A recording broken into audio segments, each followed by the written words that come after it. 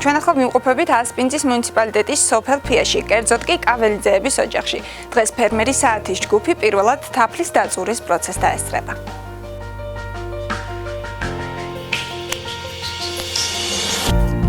ხსენიეთ იმას, რა ქვია, იმ სახურავს. ასევე ხსენიეთ იმ ფარდას, რომელიც დაფარებული არის ფუტკარზე.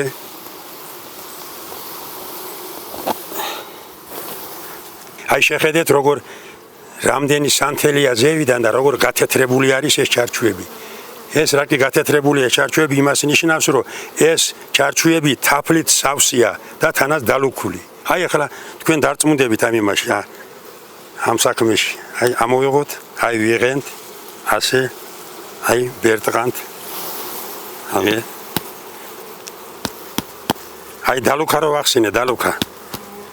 აი 70% მეტი აი ეს ჩარჩო დალუქული, აი შეხედეთ. აი დალუქა ეს არის. ეს იმას ნიშნავს, რომ ყველაზე ხარისხიანი თაფლი ეხლა ამ დალუქული იმის ქვეშ არის. კაველიძეების ოჯახში ფუტკრის მოვლის კულტურა საუკუნეზე მეტს ითვლის. პარმენ კაველიძის პაპისთვის მეუღლის ოჯახს ორი ძირის კაუჩუქებია. მას შემდეგ სოფელ ფიაში მეფუტკრეობა ტრადიციულ მეურნეობად იქცა. დღეისათვის 60 ძირ ფუტკარს 93 წლის პარმენ კაველიძე შვილთან და შვილიშვილებთან ერთად უვლის. მას შემდეგ რაც ფიჭიან ჩარჩოებს სპეციალურ ყუთში მოათავსებს, საქმიანობა უკვე თაფლის დასაწურ ოთახში გრძელდება.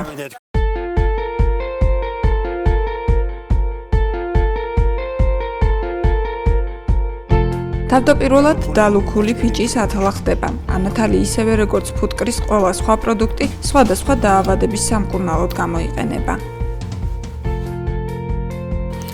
რა ყვავილსაც რა ვიტამინები აქვს, სულ ყველაფერი თავმოყრილი არის თაფლში.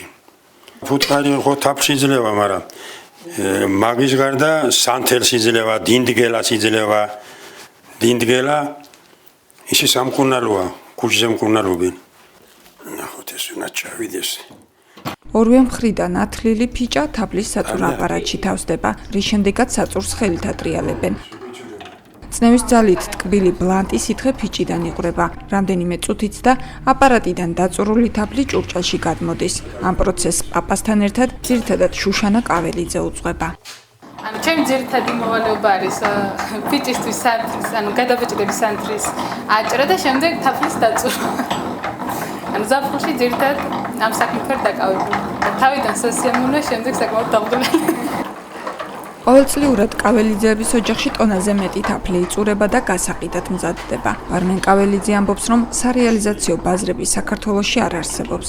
შედეგად მეფუტკრეები პროდუქტის გასაღების გზებს საკუთარი ძალებით ეძებენ. 1 კილოგრამი თაფლის გასაყიდი ფასი 13-დან 15 ლარამდე მერყეობს.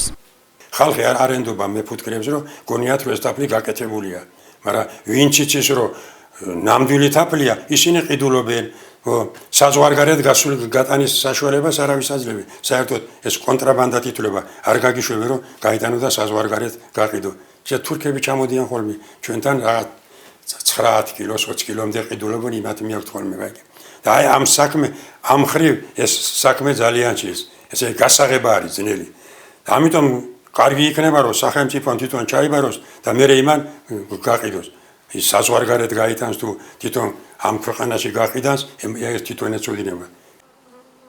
ფუტკრის ერთი ოჯახი საშუალოდ 20-დან 30 კილოგრამამდე თაფლს იძლევა. კაველიძეები ახლა მხოლოდ ამ პროდუქტს აწარმოებენ, რადგან მიაჩნიათ, რომ ბევრად მარტივი და მომგებიანია. როგორია იცი ეს მეფუტკრეობა? შემოსავალი არის ძალიან. გასავალი, თავიდან პირველად გასავალი არის ეს შესაძლოა შეიძინო ეს ინტეგრეტარებიან ფუტკრის და ეს კები და რაღაცები გააკეთო. მაგრამ მე უკვე ყველაფერს რა შეიძენ, მე უკვე ადვილია. თუ კარგად მოვლით, თუ კარგად უპატრონებთ, ყველაფერს გააკეთებთ თავის წესით და მეხედვით, როგორც უნდა გაკეთდეს. ადვილია ძალიან, თან ადვილია, თან უკვე შეიძლება თავის რჩენა ოჯახი რო არჩინო. დაწურის პროცესის დასრულების შემდეგ ფიჭიანი ჩარჩოები ისევ სკაში ბრუნდება. ფუტკრები თავდაუზოგავად იშრომებენ და მომავალ აგვისტომდე სკას ისევ თაფლით გაავსებენ. 4, 5, 6, 7, 8, 9 და 10.